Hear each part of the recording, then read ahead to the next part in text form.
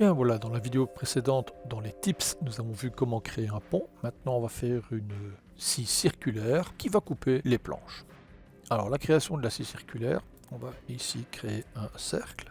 On va aller dans son espace objet et choisir son orientation correcte dans l'univers. Ce cercle va être en Bezier Curve. On a ici le nombre de points. Par défaut, il est à 12. On va laisser comme ça. Et maintenant, nous allons sélectionner des groupes by range. Alors ça, j'avais déjà vu dans les formations essentielles relatives à Houdini. Ça va me permettre de sélectionner des points tous les X. Donc ici, on a un range filtre. Donc je vais choisir 2 points sur 1. Donc pour ça, on va déjà se mettre en mode point.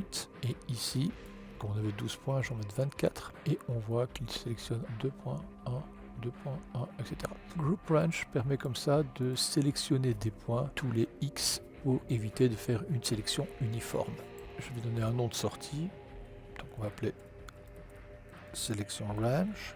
Donc pour une meilleure compréhension des concepts des groupes, je vous invite vraiment à la formation initiale parce que là j'insiste sur différentes manières d'aborder les groupes. Maintenant on va mettre un nœud de transformation. Ce nœud de transformation va agir sur le groupe que j'ai appelé Selection Range et on va modifier l'échelle. Je vais basculer maintenant en mode Sélection lasso, prendre tous les points extérieurs et remettre un nœud de transformation. Donc Tab, Transform. Cette fois-ci, ce deuxième nœud transforme. Si je modifie l'échelle, je ne m'occupe que des points extérieurs. Ces points extérieurs, je vais leur donner une rotation. Maintenant, je vais convertir cette ligne en polygone. Et on a ici la limitation des points. Je vais mettre une extrusion, poly extrude, pour donner une épaisseur à cette roue dentelée. Et je n'oublie pas de cocher le output back. Pour faire un peu plus joli, on va mettre un orifice au centre via une opération booléenne qui va utiliser un tube. Donc je crée mon tube, toujours dans le même espace objet. J'aligne mon tube, je modifie son échelle. Et je n'oublie pas de choisir le type de primitive en polygone. Je mets ici une opération booléenne qui va être une subtraction. La première entrée qui est l'objet qui va être creusé par ce qui va venir dans la seconde entrée. Alors normalement ça doit fonctionner tout de suite. Il suffit pas vous retourner sur Poly Extrude et vous regardez si l'extrusion est positive au lieu d'être négative. Donc ça ce sont des problèmes qui arrivent souvent. Faites très attention, il vaut mieux avoir une extrusion qui est positive. Ça c'est ce que le spectateur va voir. Alors ce que je vais faire maintenant, c'est les objets qui vont subir la dynamique. On va créer un objet proxy. Je vais faire une géométrie, donc un espace objet, et lui je vais l'appeler proxy pour ma simulation. Évidemment dans cet espace objet il n'y a rien. Je vais créer un tube, voici.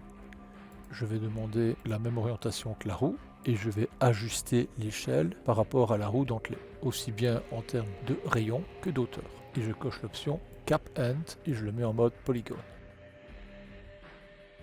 Maintenant, je vais faire l'élément planche qui va subir la dynamique. Donc pour ça ici, je refais un espace objet, géométrie. Cet espace géométrie, je vais l'appeler planche. Là, je vais faire un objet merge, donc tab object merge, et je vais aller chercher uniquement la distribution des planches. Alors pour ça, on va revenir un petit rappel de la création. Donc voici mon pont qui subit le lattice et qui est constitué de planches et des cordes. Alors ce que je vais faire, c'est tout simplement sélectionner deux éléments.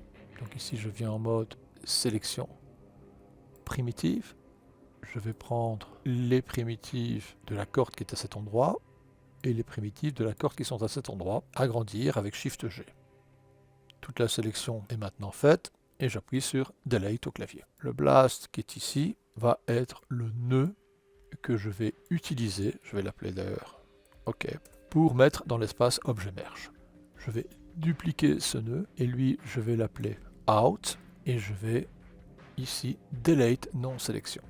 Et là on ne voit que le câble. Si je reviens dans planche, objet merge, je vais donc aller chercher dans la création le OK, accept.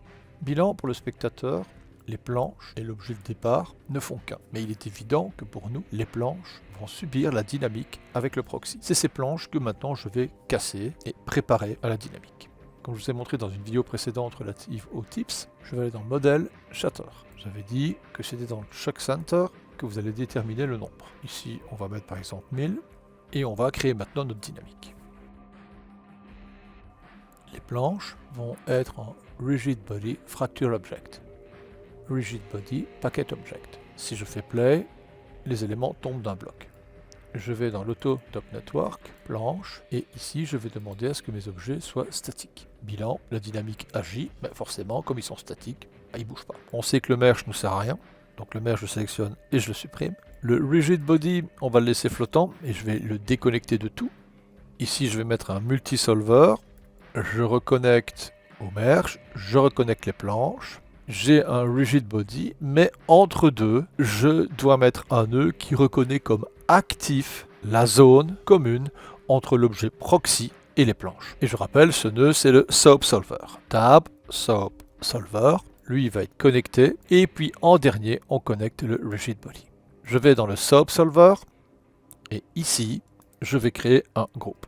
Là, un objet Merge, et dans l'objet Merge, je vais chercher le proxy. Ici. Accepte.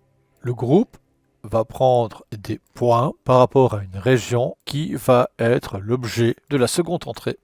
Seconde entrée, c'est cet objet, et je vais connecter ça à la sortie, ici de la géométrie. Là, je vais avoir besoin d'une expression via un attribut. Donc, on va prendre ce nœud qu'on connecte. Je vais dire que c'est par rapport au groupe, et on va mettre l'expression à cet endroit. On va intégrer l'attribut actif, espace, égal à 1, et on clôture l'expression par le point virgule. Attention à vos espaces, vérifiez bien que vous avez écrit de cette manière.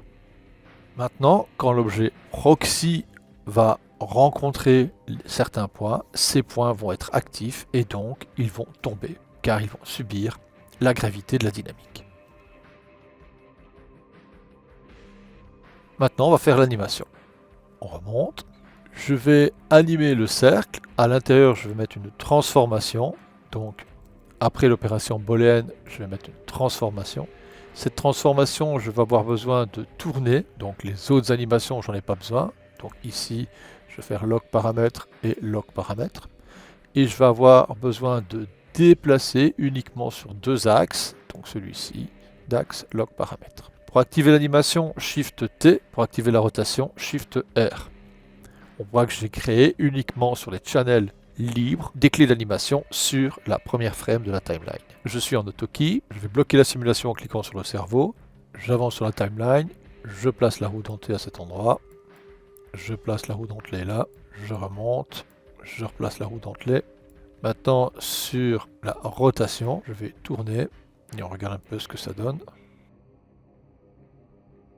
Alors ce nœud, je vais faire CTRL-C, je vais dans le proxy, et sur le tube, je fais CTRL-V, je connecte, et on a exactement le même mouvement. Si ce n'est que la position n'est pas bonne d'origine, maintenant je sélectionne le proxy, et sur le premier frame, je vais le placer au même endroit que la roue dentelée. Donc pour ça, ici sur Translate, je clique à cet endroit, et je choisis la position, et ne pas oublier que pour la rotation, c'est pareil, je prends la rotation, et je prends la rotation. Bilan, il va suivre pile poil au même endroit. Il est évident que le proxy, on n'en a pas besoin visuellement, et c'est lui qui va déclencher la dynamique. Alors pour ça, on va réactiver la dynamique. Dans ce cas-ci, ne pas oublier de revenir sur la dynamique, et dans l'objet Merge, de bien aller chercher la transformation de l'objet, sinon ça ne va pas le faire, hein, donc on va prendre la transformation, accepte, voilà, et on remonte. Bien, ici, le proxy est affiché, et on voit comme ça qu'il agit sur les parties du pont. Rien ne vous empêche d'aller dans le proxy, d'aller dans la création du tube et de modifier par exemple sa largeur pour avoir une autre réaction par rapport au pont. Donc c'est bien le proxy qui agit. Donc si je remonte ici et que je cache le proxy, voilà ce qu'on obtient. Donc maintenant c'est le proxy qui va déterminer les cassures du pont. Alors si d'aventure maintenant vous revenez dans la création du pont, je rappelle que les transformations qui sont ici permettent de modifier la structure du pont ainsi que le soft transformation qui est ici. Exemple pour la transformation, je vais maintenant modifier la structure du pont en déplaçant simplement la transformation. Puis là maintenant si je refais la dynamique, il n'y a aucun souci, il va respecter les modifications que j'ai données au pont. Et voici pour cette troisième vidéo de consolidation. À bientôt!